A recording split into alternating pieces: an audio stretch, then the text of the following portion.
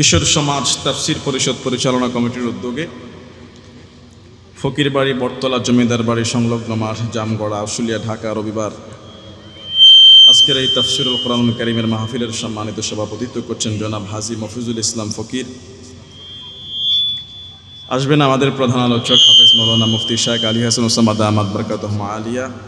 কথা বলেছেন অনেক ওলামা একরাম, মুফতি আবু হানিফ ইসহাকি, মুফতি এস জাহাঙ্গীর কবির সহ যত ওলামা একরাম এখানে এসেছেন।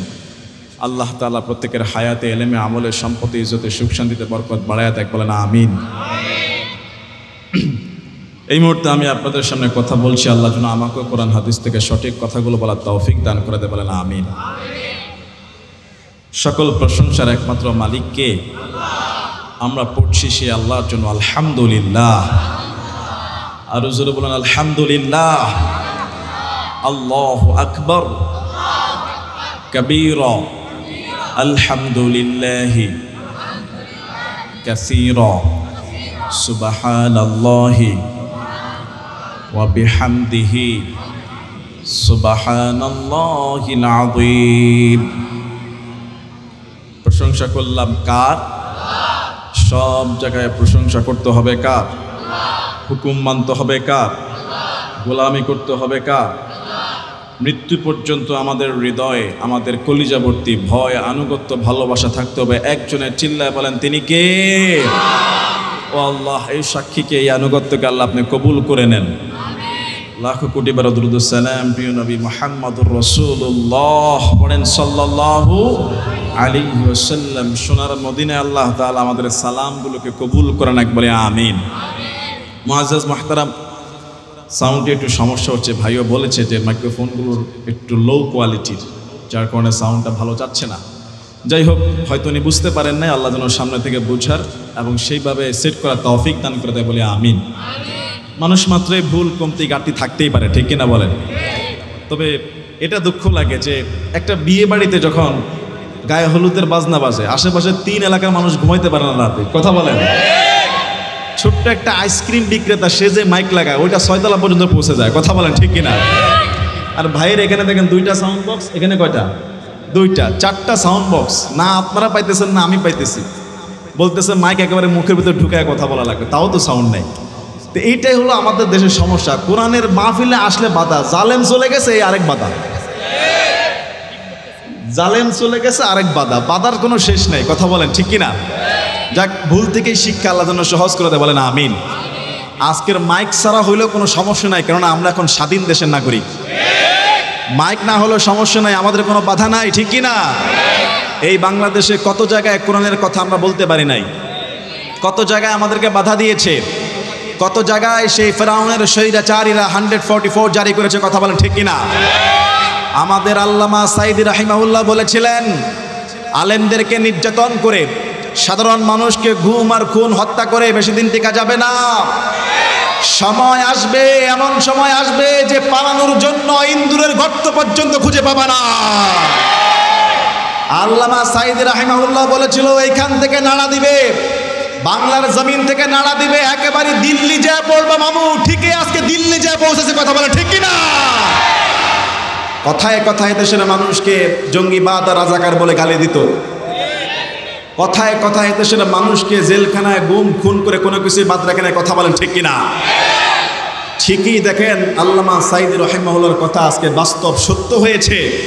পালানোর জন্য ইন্দ্রুর গর্ত খুঁজে পায় না। 1000 কোটি টাকার মালিক দরজেশ বাবা পালানোর জন্য শেষমেশ মুখের দাড়ি ফেলে দিয়েছে, তারপরও পালাইতে পারে নাই, কথা বলেন ঠিক কিনা? ওকে ওর দলের লোকে ধরায় দিছে, আনিসুল হক বলতেছে ওরে ধরেন, কথা বলেন ঠিক কিনা? আরেকটা ছিল কালা মানিক, বিচারপতি মানিক, আলেমদের 116 জনের লিস্ট সে করেছিল। আল্লামা সাঈদী রাহিমাহুল্লাহকে ফাঁসি দিয়েছিল সে, ফাঁসির হুকুম দিয়েছিল সে। কথায় কথায় মুসলমানদেরকে, আলেমদেরকে জঙ্গিবাদ বলে গালি দিত। সেই মানিক পালানোর জন্য দাড়ি রেখা শুরু করে দিয়েছিল, জঙ্গলের কলা পাতা খেয়ে বাঁচতে চেয়েছিল, পালাতে পারে না, কথা বলেন ঠিক কিনা? 60-70 লক্ষ টাকা আরেকজন দালাল ভেঙে চলে গেছে। এখন ঠিকই আল্লাহ পাক রব্বুল আলামিন যেই কথাটা বলেছেন, আমরা যে কথাটা বলে এসেছি যে ইন্না বাতশা রাব্বিকা লাশাদীদ, আল্লাহর পাকড়াও অত্যন্ত কঠোর, অত্যন্ত শক্ত। আল্লাহ ছাড় দেয়, ছেড়ে দেয় না। আল্লাহ যখন ধরে পালানোর জায়গা পায় না। কথা বলেন ঠিক কি না? সুতরাং জালেমের জুলুম থেকে আমাদের শিক্ষা নেওয়ার দরকার আছে না নাই? ভবিষ্যতেও যদি কেউ এরকম জুলুম করে, ভবিষ্যতেও কেউ যদি এরকম অন্যায় করে, আল্লাহ পাক রব্বুল আলামিন পাকড়াও করতে সময় লাগবে না। আয়নাগর থেকে শুরু করে কি না করেছে। 5 মে শাপলা চত্বরে অসংখ্য আলেমকে হত্যা করেছে এই খুনিরা। পার্লামেন্টে দাঁড়িয়ে মিথ্যা কথা বলেছে তারা নাকি রং মেখে শুয়েছিল। মানুষদেরকে গোশতের বদৌলতে কাঁঠাল খাওয়ার পরামর্শ দিত, অথচ তার গণভবনে খাসির রান পাওয়া গেছে। কথা বলে ঠিক না? ওর মতো অত বড় চিটার আর বাটপার বাংলাদেশে আর জীবনে আছে কিনা আমি দেখি নাই। কথা বলে ঠিক কিনা? আমি বলেছি ফেরাউন নমরুদ যত ওই স্বৈরাচার অত্যাচার ছিল, সেই ফেরাউন আর নমরুদকেও হার মানিয়েছে এই নিকৃষ্ট হাসিনা। কথা বলেন ঠিক কিনা? দিল্লির মামুদের এত গোলামি করেছে, এখন গিয়ে সেই মামুদের পা চাটে কোনো লাভ হবে না। বাংলার জমিন এই দেশের মুসলমানদের জমিন, মুসলমানদের 16 কোটির কালেমার তাওহীদের পতাকা উঠবে, কোনো বামরাম ঠেকাইতে পারবে না। চিল্লায় বলেন ঠিক কিনা? এখন শুধু দরকার সুন্দর একটা ভালোবাসা দিয়ে ঐক্য করা দরকার। আগামীতে যদি ইসলাম দিয়ে দেশকে চালাইতে চান, ইসলামের আলো দিয়ে আলোকিত করতে চান, তাহলে মুসলমান সমস্ত ভেদাভেদ ভুলে গিয়ে এক প্ল্যাটফর্মে এক কাতারে চলে আসতে হবে। কথাটা কার? রব্বুল আলামিন বলেন সূরা আলে ইমরান, ওয়া'তাসিমু বিহাবলিল্লাহি জামিআন ওয়া লা তাফাররাকু ওয়াযকুরু নি'মাতাল্লাহ ইয কুনতুম আ'দাআন ফাআলাফা বাইনা কুলুবিকুম। আল্লাহ পাক রব্বুল আলামিন বলেন ওয়া'তাসিমু বিহাবলিল্লাহি জামিআ, শক্ত করে তোমরা আল্লাহর রশিকে ধরো, আল্লাহর রজ্জুকে তোমরা শক্ত করে ধরো।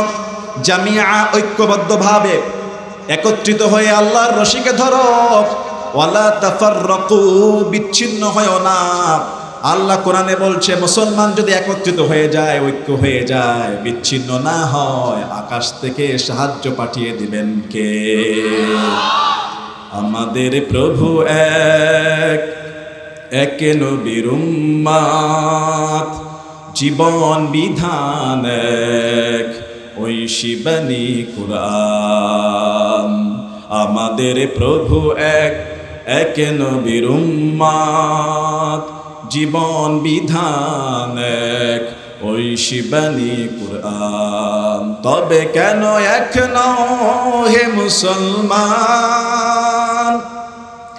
এক হও করিয়া আহ্বান। তবে কেন এক নও হে মুসলমান, এক হও করিয়া আহ্বান। বাইতুল্লাহ এক, মদিনা শরীফ এক, উহুদ পাহাড় এক, বদরের মাঠ এক। একটা তো জীবন আর মরণ যে একবার, একটা তো জীবন আর মরণ যে একবার।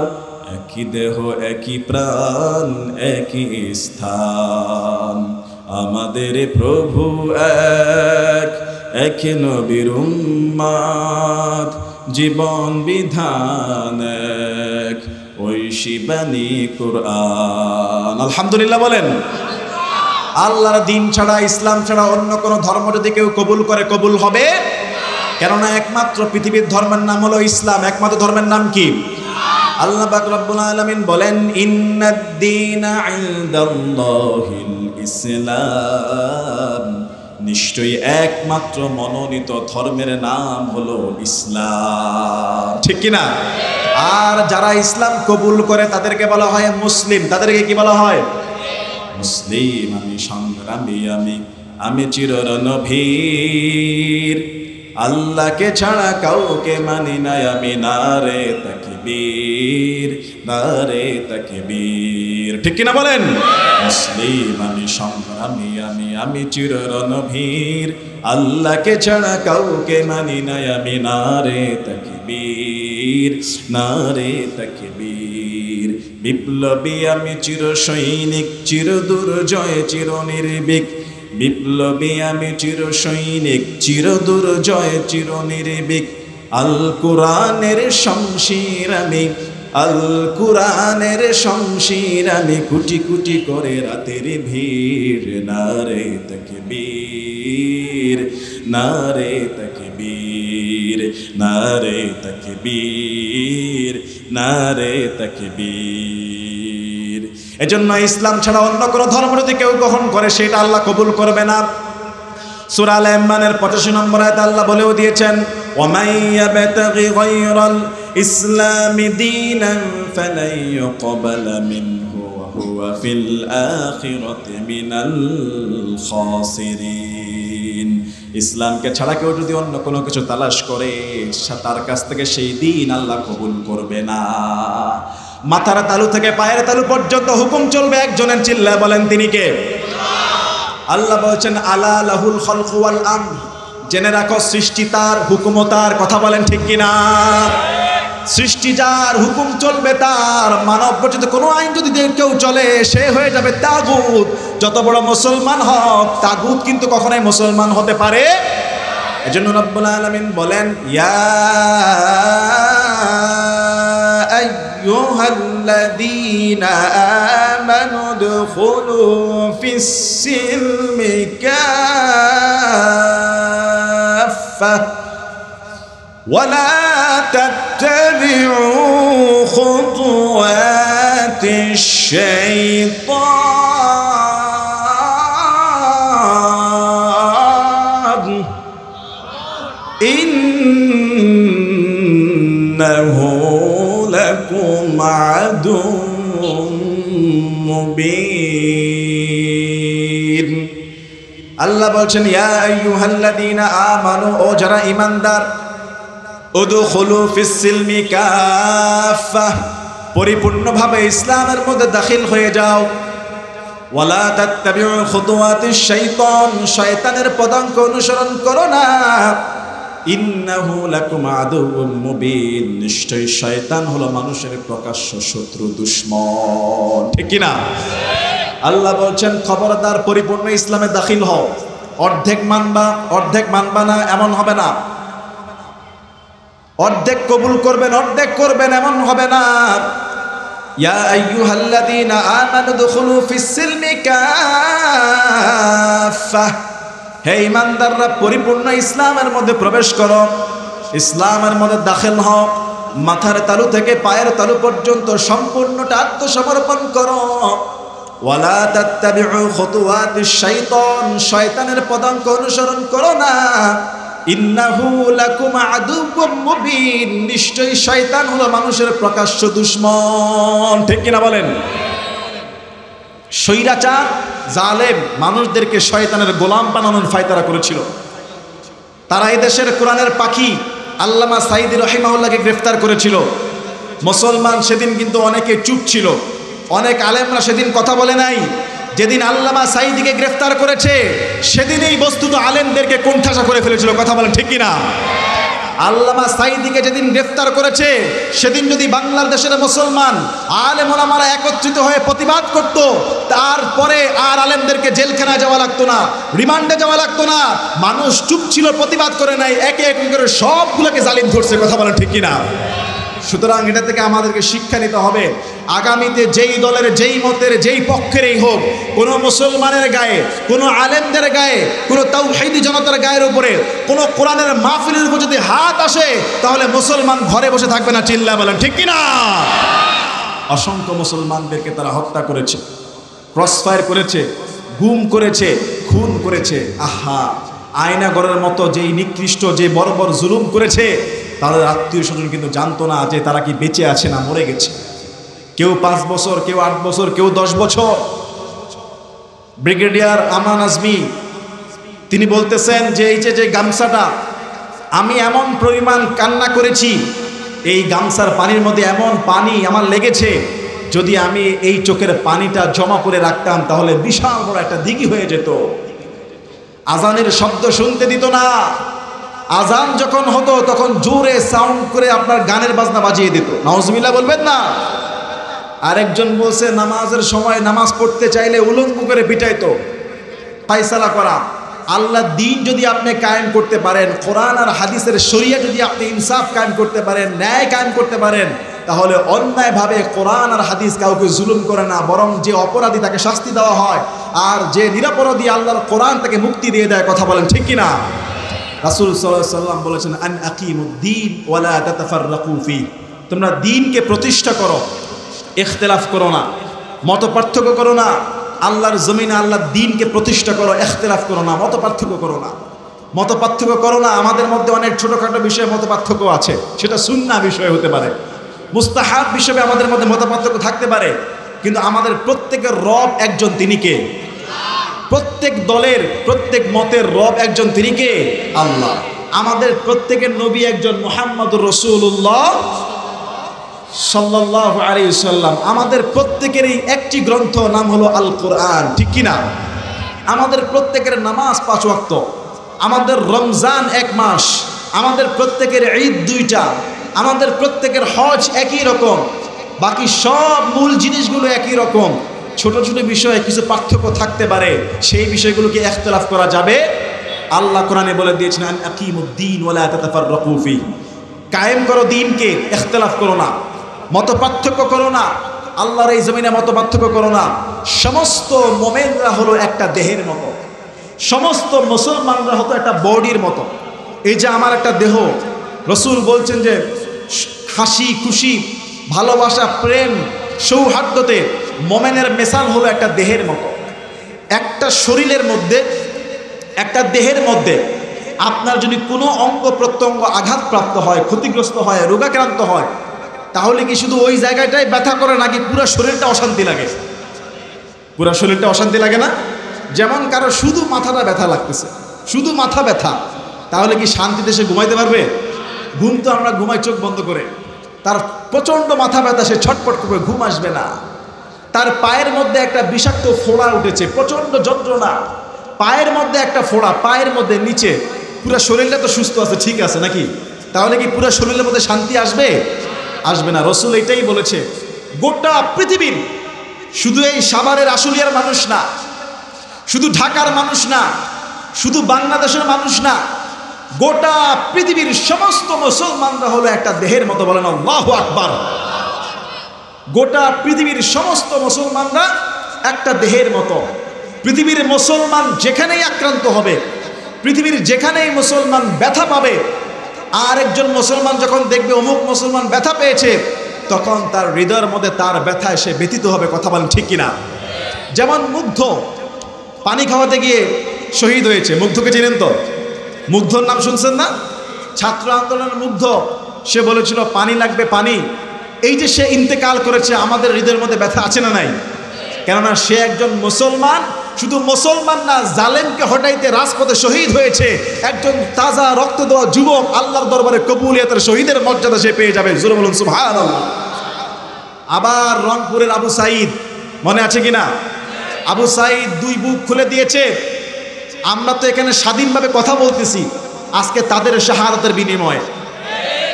অনেকেই পঙ্গু হয়েছে তাদের পা হারানোর বিনিময়ে। হাজার হাজার অসংখ্য শত শত ভাইদের চোখ হারিয়েছে তাদের ত্যাগের বিনিময়ে। এদেশের দ্বিতীয় স্বাধীনতার আসল মুক্তিযোদ্ধা তারাই, স্বৈরাচারের বিরুদ্ধে লড়াই করেছে যারা। চিল্লায় বলেন ঠিক কিনা? চিন্তা করেন কত বড় জালেম হইলে পরে হেলিকপ্টার থেকে পর্যন্ত গুলি চালায়। কত বড় জালেম হলে পরে সে হেলিকপ্টার থেকে গুলি চালিয়েছে। ফ্ল্যাটের ভিতরে ছোট্ট শিশুদের বুক ঝাঁঝরা ঝাঁঝরা হয়ে গিয়েছে।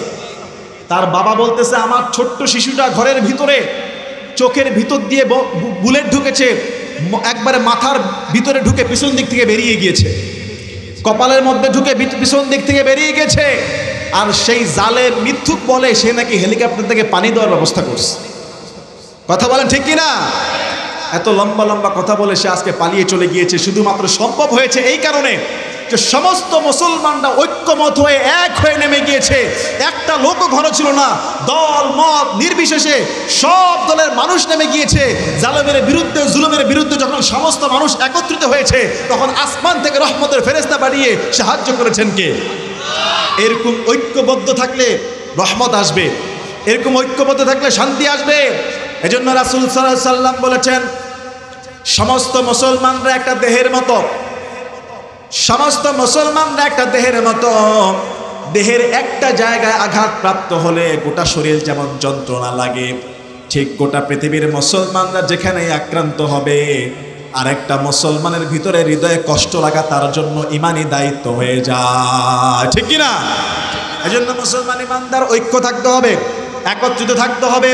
আগামীর বাংলাদেশ ইসলামের বাংলাদেশ, আগামীর বাংলাদেশ দিন কায়েমের আন্দোলনের বাংলাদেশ, ঠিক কিনা বলেন? আপনারা যদি চেষ্টা করেন, একত্রিত থাকেন, সবাই যদি বলেন যে না আমরা এমন একজন লোকের হাতে ক্ষমতা দিব, এমন একজন ব্যক্তির হাতে দায়িত্ব দিব যেই লোকটা রাষ্ট্রের সম্পদ চুরি করবে না, যেই লোকটা রাষ্ট্রের সম্পদ নষ্ট করবে না, সেই লোকটা এতটাই ইমানদার হবে, রাষ্ট্রনায়ক হবেন যিনি, মুসলমানদের ইমামতিও করতে পারবেন তিনি, ঠিক কিনা? এমন লোককে আমরা দায়িত্ব দিব না যে লোকটা সূরা ফাতিহা ঠিকমতো পর্যন্ত পড়তে পারে, সূরা ফাতিহা ঠিকমতো পর্যন্ত পড়তে পারে না, এমন লোককে আমরা দায়িত্ব দিব না। কথা বলেন ঠিক কিনা? একটু জিকির করি লা ইলাহা।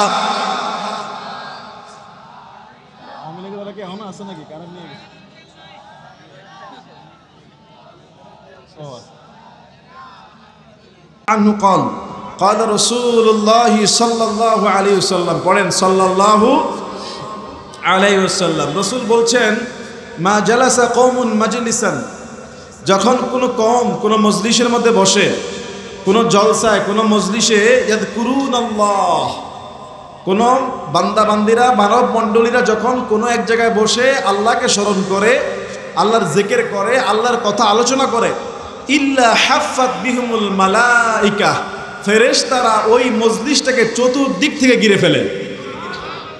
তাহলে যারা এই মজলিসে আছেন তারা ফেরেশতাদের পুরো বাউন্ডারির ভিতরে আছেন। যারা মজলিস থেকে বেরিয়ে গিয়েছেন, আশেপাশে হাঁটাহাঁটি করতেছেন, দোকানে বাজারে আছেন, এই সুবর্ণ সুযোগ রাত 12টা 1টার পর আর থাকবে না। আগামীকাল তো প্রশ্নই আসে না। কথা বলেন ঠিক কিনা? রাসূল সাল্লাল্লাহু আলাইহি সাল্লাম বলছেন, মা জালাসা কওমুন মাজলিসান ইয়াযকুরুনাল্লাহা ইল্লা হাফাত বিহুমুল মালাইকা, যখন কোনো মজলিসে মানব মণ্ডলী যারা রয়েছে, যখন কোনো মজলিসে আল্লাহকে স্মরণ করে, আল্লাহর জিকির করে, আল্লাহর কথা আলোচনা করা হয়, ইল্লা হাফাত বিহুমুল মালাইকা, ফেরেশতারা সেই মজলিসটাকে চতুর্দিকে ঘিরে ফেলে। শুধু তাই না, ওয়া গাশিয়াতহুমুর রাহমাহ, রহমতের চাদর দ্বারা সেই জালসা, সেই মাহফিল, সেই কোরআনের বাগানটাকে ঢেকে ফেলেন কে?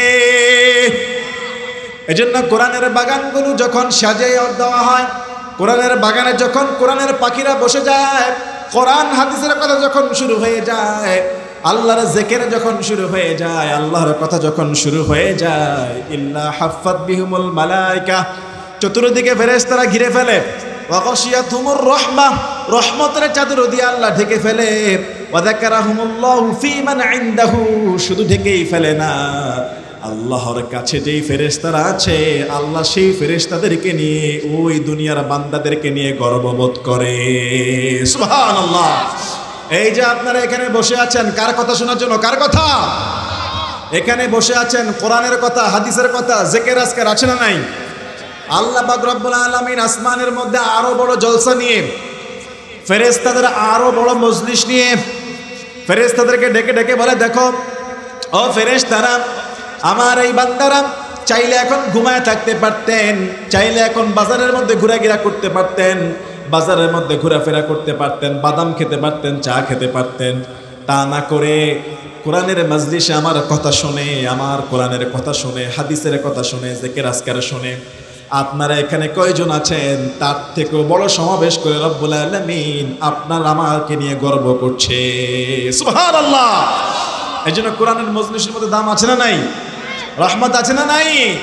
আসতে হবে। রহমত কুইক দেখবেন, রহমত সামনে আরো দেখার বাকি আছে।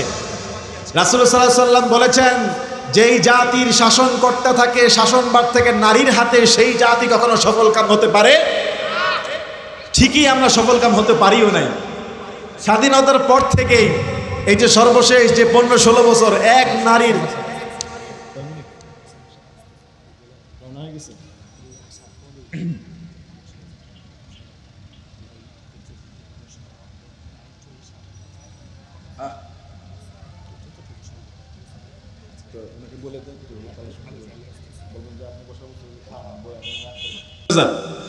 উনি আসতেছে, কিছুক্ষণের মধ্যে চলে আসবে, আমাকে সেটাই বলেছে। পাশেই আছে হুজুর, কিছুক্ষণের মধ্যেই এখানে চলে আসবে, আপনারা ধৈর্য ধারণ করেন এবং আপনারা ভিতরে চলে আসেন, দেরি করবেন না।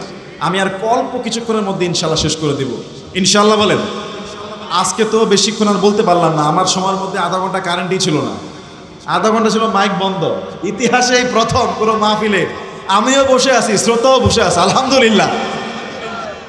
অন্য কোথাও হইলে হয়তো মাঠ খালি হয়ে যেত, কিন্তু আপনারা যে বসে আছেন, আপনাদের যে ধৈর্য, সবর, কোরআনের প্রেম বোঝা যায়। লাগলে আরো একবার যুদ্ধ হবে, বাংলাদেশ ইসলাম থেকে খারেজ হবে না, কথা বলে ঠিক কিনা? এদেশ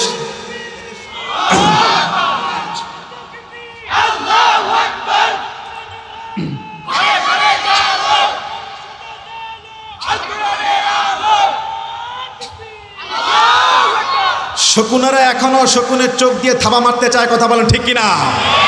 বাংলার জমিনে কোনো থাবার সহ্য করা হবে না, ইসলামের জন্য লাগলে আরেকবার যুদ্ধ হবে, কথা বলেন ঠিক কিনা? আমরা বলে দেব, আমাদের দেশের ভিতরে, দেশের বাইরে কোনো ষড়যন্ত্র করো না। এদেশের মুসলমানদের শরীরে আল্লাহর রসুলের রক্ত টকবক করে, কথা বলেন ঠিক কিনা? এদেশের মুসলমানদের ভিতরে মানুষের জন্য প্রেম ভালোবাসা আছে না নাই? সুতরাং এই স্বাধীন বাংলাদেশে 90% উপর মুসলমানদের দেশে কোনো হিন্দু লেখকের কবিতার গান জাতীয় সঙ্গীত হতে পারবে না, কথা বলেন ঠিক কিনা? সময় এসেছে রবি ঠাকুরের সেই জাতীয় সঙ্গীত বদলিয়ে নতুন জাতীয় সঙ্গীত করতে হবে, কথা বলেন ঠিক কিনা? এই আওয়াজ এবারই প্রথম না, স্বাধীনতার পর থেকে আওয়াজ চলছে, এবারেই প্রথম না। এই জাতীয় সঙ্গীতের বিরুদ্ধে কথা বলেছেন যুগে যুগে আলেম ওলামারা, মুসলমানরা। কথা বলেছেন আল্লামা সাঈদ রাহিমাহুল্লাহ, কথা বলেছেন শাইখুল হাদিস আল্লামা আজিজুল হক রাহিমাহুল্লাহ, কথা বলেছেন মুফতি আমিনী রাহিমাহুল্লাহ। বলা হলো, কেন আপনারা জাতীয় সঙ্গীতের বিরোধিতা করেন? বলা হয়েছে, যেই গান মসজিদে চলে না, যেই গান মাদ্রাসায় চলে না, সেই গান মুসলমানদের গান হইতে পারে না, কথা বলেন ঠিক কিনা? আবার এই গানের মধ্যে গান বাজনা, তবলা যন্ত্র আছে না নাই? কোন বাদ্যযন্ত্রের সাথে ইসলামের কোনো সম্পর্ক, কোনো সম্পর্ক। এবং এই গানের মধ্যে রয়েছে শিরক। এই গানের মধ্যে কি আছে? এই গানের মধ্যে শিরক রয়েছে। গানটা লেখা হয়েছে 1905 সালে। কত সালে? বাংলাদেশ স্বাধীন হওয়ার 66 বছর পরে যেই গান লেখা হয়েছে বাংলাদেশের বিরোধিতা করার জন্য, দুঃখজনকভাবে সেই গান হয়ে গেছে বাংলাদেশের জাতীয় সঙ্গীত। 1905 সালে বঙ্গভঙ্গ রদ করা হয়েছিল। বঙ্গভঙ্গ বুঝছেন নাই মনে হয়। আগে পশ্চিম বাংলা আর পূর্ব বাংলা এক ছিল। তো 1905 সালে এই পূর্ব বাংলাকে পশ্চিম বাংলা থেকে, পশ্চিম বাংলা হলো ভারতের কলকাতার, পশ্চিম বাংলা থেকে পূর্ব বাংলাকে আলাদা করা হয় এই জন্য যে পূর্ব বাংলাকে আলাদা করে আলাদা একটা শহরের মর্যাদা দিয়ে এখানকার সুযোগ সুবিধা বৃদ্ধি করা হবে। এটা কি ভালো ছিল না খারাপ ছিল? অর্থাৎ পূর্ব বাংলার বাংলাদেশ এই ভূখণ্ডের মানুষজন সুযোগ সুবিধা বেশি পায়, তখন এটাকে বঙ্গভঙ্গ করা হয়। 1905 সালে যখন এই বঙ্গভঙ্গ করা হয়, সর্বপ্রথম এই বঙ্গভঙ্গের বিরুদ্ধে হিন্দুদের যেই সভা কলকাতায় হয়, সেই সভার সভাপতিত্ব করে রবীন্দ্রনাথ ঠাকুর। আর এই বঙ্গভঙ্গকে বিরোধিতা করে সে যে গান লেখে আমার সোনার বাংলা, সেই গান হয়ে গেছে মুসলমানদের জাতীয় সঙ্গীত। বলেন নাউজুবিল্লাহ। যেই গান বাংলার বিরোধিতা করে লেখা হয়েছে, সেই গান মুসলমানদের জাতীয় সঙ্গীত হতে পারে না, কথা বলেন ঠিক কিনা? শুধু তাই না, মুসলমানদের এই দেশে স্যার সলিমুল্লাহ সাহেব, তিনি শত শত একর দিয়ে ঢাকা বিশ্ববিদ্যালয় যখন করার প্রস্তাব দিলেন, ঢাকা ইউনিভার্সিটির প্রস্তাবের সবচেয়ে বড় বিরোধী ছিল রবি ঠাকুর। রবি ঠাকুর এই গানের সুর সে চুরি করেছে। নোবেল প্রাইজে যে গীতাঞ্জলি দিয়ে, সেই গীতাঞ্জলি পুরাটাই মস্তবসী থেকে নকল করা। সেই হিন্দু আনার হিন্দু চেতনায় লিখেছে, একটা দেশের জাতীয় সঙ্গীত থাকবে, সেটার মধ্যে আপনার তেজ থাকবে। একটা দেশের জাতীয় সঙ্গীতের মধ্যে উদ্দীপনা থাকবে, প্রাণ থাকবে। কিন্তু এই রবীন্দ্রনাথের এই জাতীয় সঙ্গীতের মধ্যে কোনো প্রাণ নাই, কোনো উদ্দীপনা নাই, কোনো মূল্যবোধ নাই। এমনকি বাংলাদেশ শব্দটা পর্যন্ত এই গানের ভিতরে নাই, কথা বলেন ঠিক কিনা? পৃথিবীর যত গান আছে সব গানের ভিতরে তাদের দেশের নাম আছে না নাই? কিন্তু বাংলাদেশের এই যে আমার সোনার বাংলা, এখানে বাংলাদেশের নাম আছে নাই, এবং তারা হিন্দু মানায়, এই তারা হিন্দু চেতনায় সে গানটা গিয়েছে। হিন্দুরা দেবীদেরকে মা বলে, মাটিকে মা বলে, আকাশকে মা বলে, স্বদেশকে মা বলে, আর এই গানের মধ্যে ও মা আছে না নাই? তাহলে এটা হিন্দুয়ানা সংস্কৃতি, তিনি এটা লিখেছেন, বলেছেন। কিন্তু মুসলমানদের দেশে এমন একটা গান হতে হবে যেই গানের মধ্যে বাংলাদেশ শব্দ থাকবে, যেই গানের মধ্যে প্রাণ থাকবে, যেই গানের মধ্যে দেশের প্রতি প্রেম থাকবে, যেই গানের মধ্যে উদ্দীপনা থাকবে, যেই গানের প্রতি শহীদের রক্তের মূল্যবোধ থাকবে, যেই গান গাওয়া হলে মুসলমানদের শরীরের পশম দাঁড়িয়ে যাবে, দেশ প্রেমে ঝাঁপিয়ে পড়বে। কথা বলেন ঠিক কিনা? সুতরাং দেশের বুদ্ধিজীবী যারা রয়েছেন, শিক্ষিত থেকে শুরু করে আলেম ওলামা, সবাই একত্রিত হয়ে ফতোয়া নিয়ে, যাতে শিরক বেদাত না থাকে, বাদ্যযন্ত্র না থাকে, সুন্দর একটা চমৎকার জাতীয় সঙ্গীত দেশপ্রেমে উদ্দীপিত হয়ে প্রাণ দিয়ে লেখার দরকার আছে না নাই? আল্লাহ কবুল করে বলেন আমিন। এখন আর সেই দিন নাই যেই দিনে লুকায় লুকায় নামাজ পড়তে হয়। কথা বলেন ঠিক কিনা? রাসূল বলেছেন, যেই দেশের শাসক হয় নারী, সেই দেশের মানুষ কখনো সফল কাম হতে পারে। নারী চলে গিয়েছে, আমরা পুরুষ শাসকের আন্ডারে, আলহামদুলিল্লাহ বলবেন না?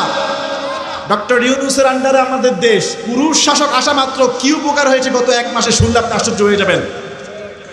যেই মেট্রো রেল বলেছিল তারা 1 বছর চালু করতে পারবে না, সেই মেট্রো রেল 15 দিনে চালু হয়ে গেছে। যেই মেট্রো রেল নির্মাণ করতে, মেরামত করতে বলেছিল 300 কোটি লাগবে, সেই মেট্রো রেল সাংবাদিকরা রিপোর্ট করছে 50 কোটিও লাগবে না। আল্লাহু আকবার! কত বড় চোট ছিল একটা দেশের প্রধানমন্ত্রীর পিয়ন, সেই খেয়ে ফেলে 400 কোটি টাকা। তাহলে তাদের অবস্থা কি? কথা বলেন ঠিক কিনা? নতুন সরকার, পুরুষ শাসিত সরকারের কি বরকত মানুষ দেখছে। এই যে নারীর আন্ডারে আমরা ছিলাম, কোনো উন্নত হয় নাই। মাত্র 1 মাসের ভিতরে ঢাকা এয়ারপোর্ট পরিবর্তন হয়ে গিয়েছে। যেখানে প্রবাসী ভাইয়েরা এয়ারপোর্টে আসলে লেগেজ খুঁজে পেত না, মাল চুরি হয়ে যেত, ইমিগ্রেশনের জন্য ঘন্টার পর ঘন্টা দাঁড়িয়ে থাকা লাগতো, সেই পুরুষ শাসিত সরকার আসা মাত্র 1 মাসও হয় নাই। প্রবাসী ভাইয়েরা বলতেছে এয়ারপোর্টে নেমে ইমিগ্রেশন শেষ হয়ে যাচ্ছে 10 মিনিটে, বিমান থেকে নেমেই আমরা দেখতেছি আমাদের লেগেজ হাজির হয়ে গেছে। যেখানে আগে লেগেজ খুঁজে পাওয়া যেত না, ব্যাগ খুঁজে পাওয়া যেত না, বিমান থেকে নেমেই দেখতেছে বেল্টের মধ্যে লাগেজ চলে আসছে। কোনো লাগেজের কোনো ক্ষতি হয় না, সব তারা হাতে পেয়ে যাচ্ছে। আলহামদুলিল্লাহ বলবেন না? শুধু তাই না, যেই ঢাকা বিশ্ববিদ্যালয়ের গত রমজানে বটতলায় কোরআন পড়তে দেয় নাই, মনে আছে না নাই?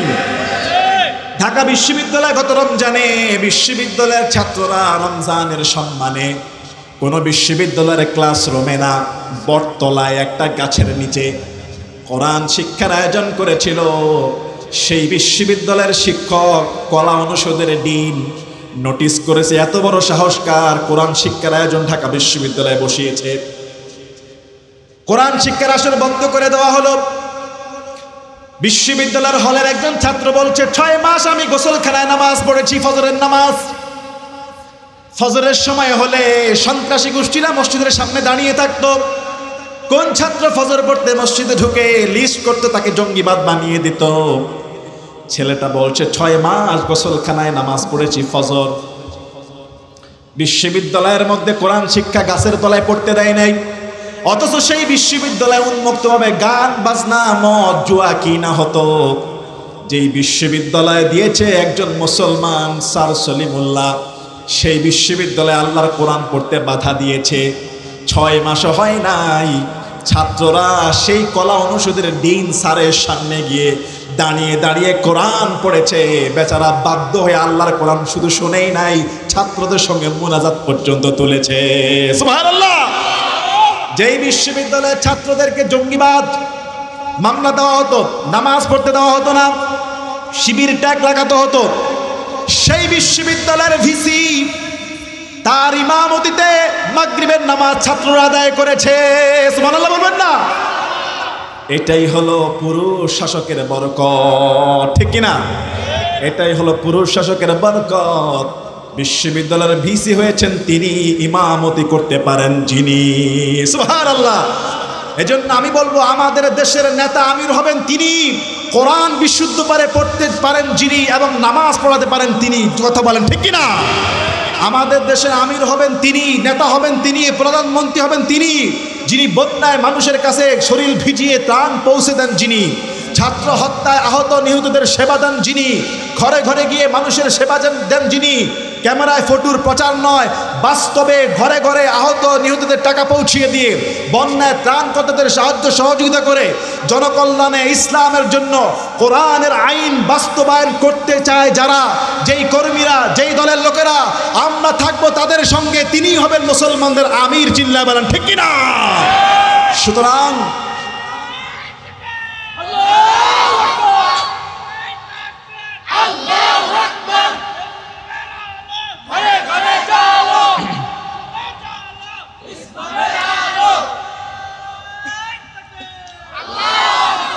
এজন্য নেককার ফরহেজগার নেতার হাতে আনুগত্য দরকার আছে না নাই? নেককারদের দলে থাকতে চাই কি চাই না? ইসলামের পক্ষে থাকতে চাই কি চাই না? আমরা সেই আপনার মতিঝিলের সাপ্পা চত্বরের মতো দ্বিতীয়বার গণহত্যা দেখতে চাই না। কথা বলেন ঠিক কিনা? আলেম ওলামাদেরকে রিমান্ড দেওয়া, জেল জুলুম করা, সেগুলি আমরা দেখতে চাই না। এজন্য মুসলমানরা মুসলিম জামাতে সংঘবদ্ধ হতে হবে, এমন একটা দলের সাথে সংঘবদ্ধ হতে হবে যেই দলটা আল্লাহর কথা বলে, রসুলের কথা বলে, দ্বীন কায়েমের আন্দোলনের কথা বলে। চিল্লা বলেন ঠিক কিনা? عن أبي هريرة رضي الله تعالى عنه قال قال رسول الله صلى الله عليه وسلم হযরত আবু হুরায়রা রাদিয়াল্লাহু আনহু থেকে বর্ণিত, তিনি বলেন রাসূল সাল্লাল্লাহু আলাইহি ওয়াসাল্লাম বলেছেন, মান খারাজা মিনাত তাআহ, যে ব্যক্তি আনুগত্য থেকে বেরিয়ে যায়, ওয়া ফারাকাল জামাআ, জামাত থেকে বিচ্ছিন্ন হয়ে যায়, অর্থাৎ নেতার আনুগত্য থেকে বেরিয়ে যায়, মুসলিম জামাত থেকে বেরিয়ে যায়, সুম্মা মাতা মিতাতান জাহিলিয়া, ওই লোকটা যখন মারা যায় তার মৃত্যু হয় জাহালিয়াতের মৃত্যুর উপরে। যেই লোকটা মুসলমানদের দল থেকে বেরিয়ে যায়, মুসলমানদের নেতার আনুগত্য থেকে বেরিয়ে যায়, বেরিয়ে যাওয়ার পরে সে যখন মৃত্যুবরণ করে তার মৃত্যু হবে জাহালিয়াতের উপরে, বলেছেন মুহাম্মাদুর রাসূলুল্লাহ সাল্লাল্লাহু আলাইহি ওয়াসাল্লাম। এই জন্য মুসলিম জামাতের সঙ্গে থাকতে চাই কি চাই না? সংঘবদ্ধ হয়ে জীবন যাপন করতে চাই কি চাই না? মুসলমানদের নেতার কথা মানতে চাই কি চাই না? আপনি একা নামাজ পড়তেছেন, একা রোজা রাখতেছেন, কারোর মানতেছেন না, কাউকে আপনি কোনো লিডার আপনার নাই, তাহলে এটা এমন মুসলমানের দরকার নাই। বরং আপনাকে এমন একজন লিডারের পিছনে থাকতে হবে, এমন একজন নেতার পিছনে থাকতে হবে যেই নেতা জেল জুলুম ফাঁসিকে ভয় করে না, যেই নেতা ফাঁসির কাষ্টে ঝুলে যায় কিন্তু আল্লাহর দ্বীন কায়েমের কথা ছাড়ে না। কথা বলেন ঠিক কিনা? রাসূল সাল্লাল্লাহু আলাইহি ওয়াসাল্লাম বলছেন, ওয়া আন্নাহু মান খারাজা মিনাল জামাআহ, যে ব্যক্তি জামাত থেকে বেরিয়ে যায়, কিদা শিবিরিন, মাত্র এক বিগত কিংবা এক হাত জামাত থেকে যে ব্যক্তি বেরিয়ে যায়, ফাকাদ খালা আরিবাকাতাল ইসলামি মিন উনুকিন, সে যেন তার গলা থেকে ইসলামের রশিকে খুলে ফেললো। মুসলিম জামাত থেকে এক বিগত যে ব্যক্তি বেরিয়ে যাবে, ওই লোকটা যেন কালেমার রশি, ইসলামের রশি গলা থেকে খুলে ফেললো। কত বড় কথা! এই জন্য ইখতিলাফ করা যাবে না, মত পার্থক্য করা যাবে না।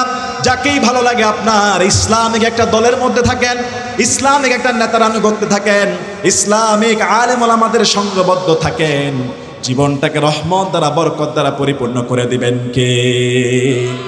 আজকেও দেখলাম যে বগুড়াতে হিরো আলমের উপরে হামলা হয়েছে, শুনেছেন কিনা আপনারা? বেচারা যেই বডি এরেজরি মারে আর কিছু থাকবে? এই হিরো আলম একটা সময় স্বৈরাচারের খুব ভয়ের কারণ হয়ে গিয়েছিল। ও বগুড়াতে ইলেকশন করেছে, স্বৈরাচার থরথর করে কেঁপেছে। স্বৈরাচারের অবস্থা এতটা তলানিতে গিয়েছে যে হিরো আলম পর্যন্ত প্রতিদ্বন্দ্বিতা করলে, হিরো আলম পর্যন্ত দাঁড়ালে তারা ভয় পেত, না জানি হেরে যায়। কথা বলেন ঠিক কিনা? এই জন্য দিনের ভোট রাতে করে ফেলতো। এই হিরো আলম স্বৈরাচারের বিরুদ্ধে দাঁড়িয়েছিল। সে আজকে সেই কমিশনার সেই স্বৈরাচারের বিরুদ্ধে মামলা করতে গিয়েছিল যে তাকে বিনা দোষে হয়রানি করেছে, তার উপর মামলা করেছিল স্বৈরাচাররা। তার বিরুদ্ধে যখন মামলা করে সে যখন কোর্ট থেকে বেরিয়ে আসতেছে, তখন তাকে একদল লোক হামলা করেছে। এটা করা ঠিক না। কথা বলেন। এই লোকটা তার আইনের জন্য মামলা করতে গিয়েছে, আপনি তাকে মারবেন ঠিক না। সে তো সবসময় দেখেছি স্বৈরাচারের বিরুদ্ধেই ছিল এবং স্বৈরাচারের চাপে পড়ে সে কিছু অন্যায় করতে পারে। কিন্তু এই লোকটাকে যদি আপনারা মারেন বা এটাকে যদি আপনারা গণদোলায় দেন, এ বাঁচবে? বলেন, এ বাঁচবে না।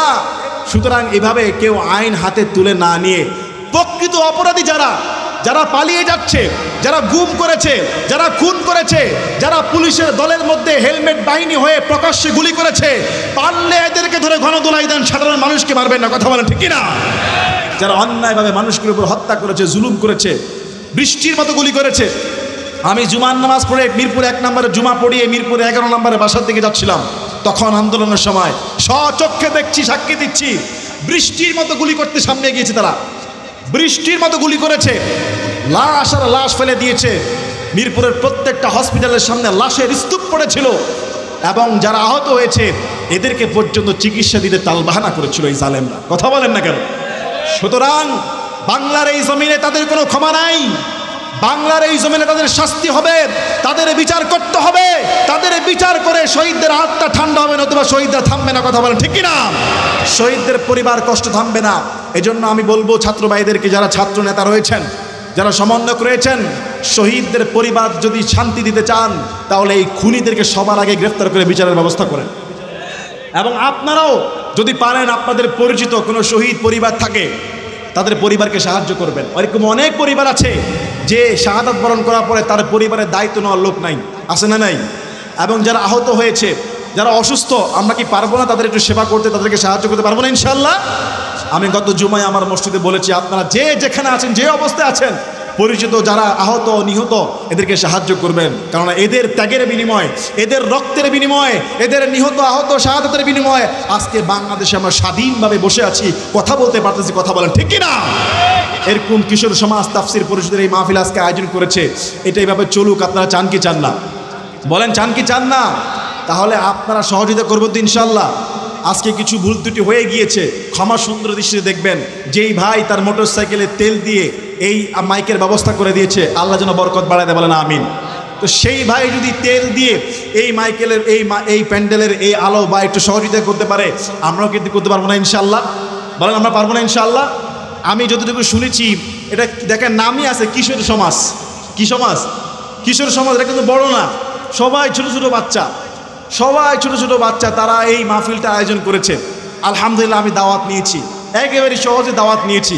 ছোট ছোট বাচ্চারা, তারা কোরআন প্রেমিক, খুশিতে আনন্দে আল্লাহর কোরআনের একটা আয়োজন করেছে। ছোট্ট ছোট্ট এই বাচ্চাদেরকে যদি আমরা একজন একজন করে যদি অল্প অল্প করে সাহায্য করি, তাদের জন্য এই মাহফিলটা খরচ বহন করা, আগামীতে করা বা